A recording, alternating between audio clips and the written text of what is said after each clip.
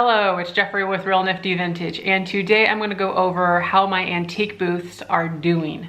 So I do have 3 antique booth spaces at a nearby mall, and I just received my check for the month of July. So I'm going to go over how much I am making, how much I'm actually keeping out of that for profit, and then I'm going to go over a little bit of what some of the things are that sold. So just to give you an idea, I do have 3 spaces, and each space is an 8-foot by 8-foot cube, and there's 3 of those. So and one of them is actually 8 by 10, so it's a little bit larger. So for the month of July, I did pretty good. Now, historically, months like July, August, probably even a little bit into September are going to be a little slower at our mall. So that is to be considered. But I did a total of $673.95 in sales. So that is the total sales of things that sold. Out of that number does come a commission. So I pay 10% for every item that sells. And that is $67.39, 10%. And then that means I received a check. You can see the dog, she's rearranging. A check for $606.56. So that's the check that I deposited. So the other things to consider are my rent, my booth rent, and cost of goods. So I'm going to tell you in a roundabout way, well, without getting into how much the cost of goods are and how much the booth rent is, I can tell you that I took home a profit. This is a net profit now, not gross. A net profit of $300 between all 3 booths for the month. So it's not like crazy. It's not like really bad either. It's pretty like, okay, like, you know, that's good. So here's what I want to mention about the booths. In my case, I use them as a backup. That's historically how I've used them. So always in my mind, Etsy and online selling is the #1 platform that I go to actually sell things and make the most money back. Where the booths come in, I go to auctions and I get like a whole bunch of stuff, a table of stuff for $1, $2, whatever it is, and I don't know what to do with it. So rather than get it here and then be like, well, you know, this is only worth $3 or $4, I guess I'll just donate it. Rather than do that, I decided to open up a booth. And so this was all the way back in 2017, I think February, around that time. And so I slowly have added others. But so the booths are, and always have been, a place to just be able to sell things that aren't really worth my time in any other capacity. So since then, since having them, I am now finding myself sourcing things out specifically for the booth. So that's whenever we're going to get into higher cost of goods for the booth. But with that should also come more sales. So theoretically, right? Okay, enough of that. So let's put this into perspective here. $300 in profit in a month. That comes to about $75 a week. And I have estimated that with the time that it takes me to price things, do the minimal research that I do for these specific things, and actually go to the booth and work it, we're talking about 4 hours a week. So 4 hours a week, making $75 a week. And that's not too bad. So you're wondering also maybe about the sourcing time and how long it takes me to source. Well, like I said before, the sourcing is pretty much covered on the Etsy side of things. So I don't really count sourcing as a cost of time or a time element for what the booth is doing. What I only count with the booth is how much effort I'm putting into specifically the booth, not sourcing. Because it's, like I said, if I'm already outsourcing for things to sell online and I could just buy something extra, then it's already covered. The time is, and you wrap that time into the online selling the vintage for Etsy. So that's to be kind of looked at that way. But for the month, I did have a good number of sales. I had 85 total ticket sales, which is really good. And that leads us to an average sale price of $7.70. So I do have 3 spaces, like I mentioned. That's $7.70 average for the 2 spaces that are not themed out. The 1950s booth, however, that one has a slightly higher average sale price at about $8.46. So that's interesting. So we're able to get a little bit higher value items in that 50s themed out booth. So we know that it's possible, and we could possibly work on getting that number higher. There's no reason it can't be. So that's something that we could do. You know, even if we're going from 85 items down to 60 items, if we can bring that $8 price up to $12, you're doing even better. I mean, you're selling a little bit less, but your average ticket price is going to be higher. So that's something I've worked on with Etsy too. So instead of just going the route of, let's sell, you know, say I was sold 100 things on Etsy in a month.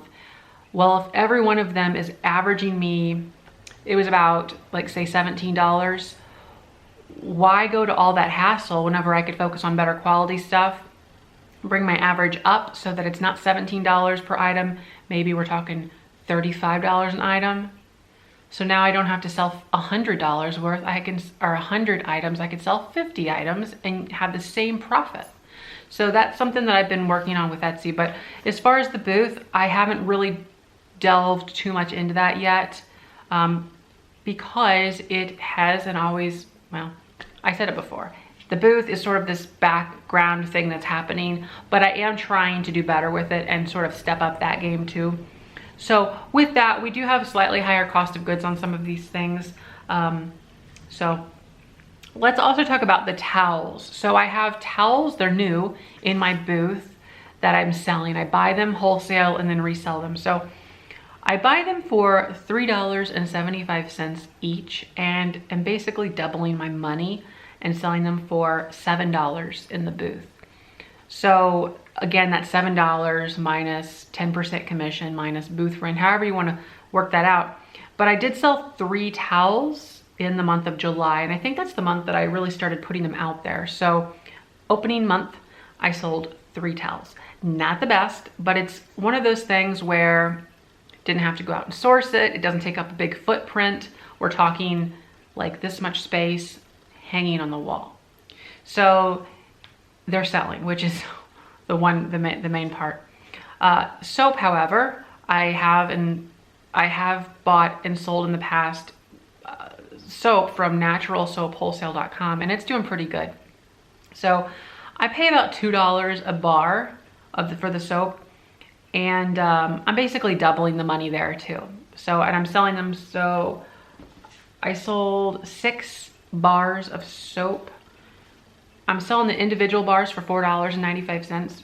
And then if you buy more, you get a discount. So 2 bars for $9 and then 4 bars for $16. So you can get them as low as $4 a bar. Obviously I make the most money whenever you buy just one, but the idea is that I want to sell quantity on those, not one-offs. We talked about the soap, we talked about that. So something new that I've kind of been working with is cookie cutters. I have been selling cookie cutters for $1.95 a piece, picking them up pretty cheaply at estate sales and things like that. Usually I can get like a little baggie of them, like $2, and there'd be anywhere from 6 to 8 cutters in there. They are selling for $2 a piece. Here's the proof of that. So these are the tags that sold, and that would be 7 cookie cutters sold for $2 a piece. So that's really good. A nice little item that's panning out well. So as far as the orders, the order counts, I did say a total of 85 individual orders across all 3 booths.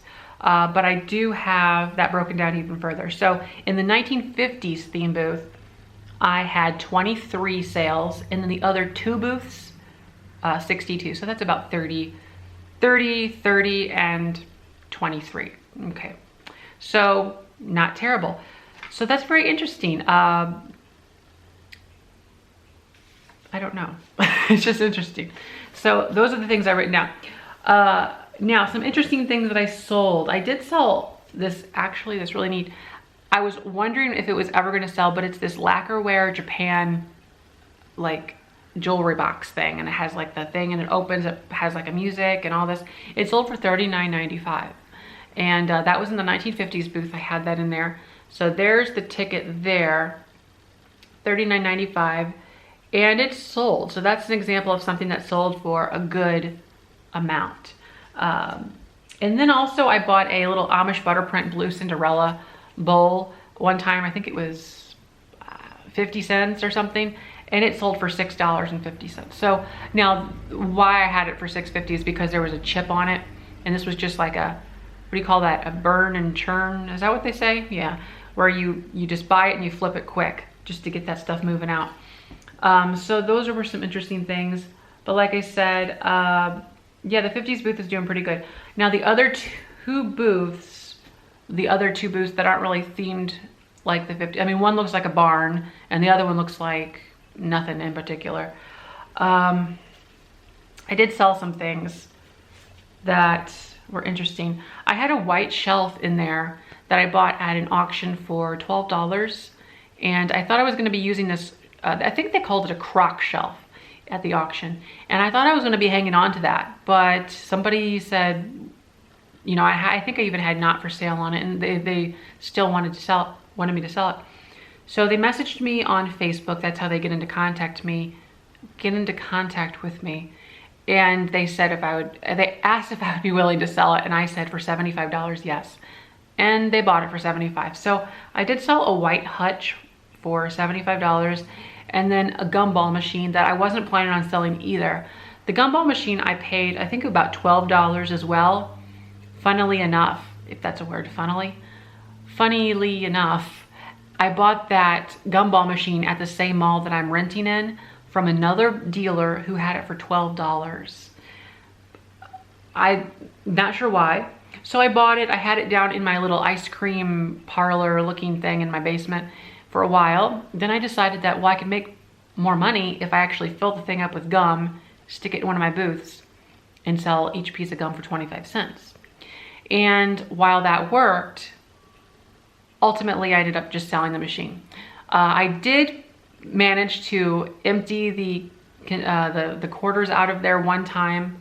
There was probably still quarters in there when it sold, because it was a few weeks prior to that, but I had like $4. I had $4 in quarters that I collected from just people walking through and buying gum. So, I mean, if we're talking long-term investment, maybe I could have made more money selling 25-cent gumballs, but I did flip a gumball machine for, what is that, basically triple what I invested in it. I did buy a bag of gum for $10, so we're talking cost of goods in, maybe $20 in. I was able to get $4 of that back, so $20 in, and it sold for, what did I say, $50. So I netted $30. Yeah, I netted $30 minus 10%, so that's $5. So I netted about, oh, let's just be like, even go further down, 20 bucks after we talk about other things involved, if we have any other things involved. So a saved $20 made on something like that, not bad. I did also sell some gas station numbers. These are some old gas station numbers. They're metal, like about 10 inches wide by 2 feet, yeah, about 2 feet tall. I sold a good selection of them. I had them all individually marked for $8 a piece, and they wanted to buy 1, 2, 3, 4, 5, 6, 7 of them. And I think the total came up to like around $70 or $70 to $72. And so they messaged me again on those and said, what would I do? And I said $50. So they bought 7 gas station numbers for $50. The gas station numbers I do remember buying at the flea market, and I believe they were about, something's telling me $15 to $20 for all of them. And these aren't all of them. I sold some individually prior to this. So let's say that I made, let's safely say that I made $70 and I bought them for, let's even round up, $25. So I still brought home at least $40 profit after all of that. So that's good. And I worried about that because they were in the booth for a long time, those gas station numbers. Actually, there's still a few more in there, but the ones that are left are plastic. So they're not quite as intriguing as the metal ones that sold. And the plastic ones, I think I have $5 a piece on, but maybe they'll eventually sell, who knows. Something interesting that, you know, that sold was, it's always the things that I don't really spend up for. So there was a large ironstone platter that I had bought at an auction, and it came along with a couple other things that were just kind of mixed in. And I think I paid $1 or $2. It was one of those things where it's like nobody was really interested in it because it's all heavy china stuff. And it's kind of an, you know, you never know what's going to happen with that, if it's going to sell, if it's going to sit. So I was like, fine, for $1. I did leave a couple things that I was like, no, I'm absolutely not taking these home because they were beyond repair. But I did take home the platter along with a few other things. Now, strangely enough though, I sold the platter at the least. I know there was a couple other things too. The platter sold for $12.50. So we're talking $1, so that's the sort of stuff that always surprises me, like I said, because it's not things that I sought out or was like, oh, I'm gonna make 10 bucks on that. No, it's just like, well, I'll take a chance, I'll buy it, and then it happens to work out. So if anything, I should take more chances like that, just on stuff. But I say that, but then it's always a fine line of, well, having too much junk around the house, you know, having too much stuff you got to deal with. That's the game we play. It's the game I play, and it's okay. It'll be all right. So in addition to that, I just want to say one more thing, and then I guess we'll be done. But I also sold some books. Now, I did a video a while back about things I don't buy. Books was one of them, unless I get them included in something, just as an incidental. So I did sell 3 books, and here's how I do my tags for them. Those are the 3 books that I sold. I probably got these for free, or $1 for all of them, or something like that. So I sold one for $2, one for $2, and one for $9.95. So how I do my tags for these is I make like a little thing like this, and then so if this is the book, then it goes something like that. But pretend that this is the second page and the cover is still over this. So this kind of hangs out the top, and then this is sandwiched in between the cover and the first couple pages. So it hangs on for dear life. So that's how I do that, and that way I'm not using stickers or anything like that to tape the tags to the paper. Just something I came up with, and they're fairly simple to make. They're just a piece of paper you just fold.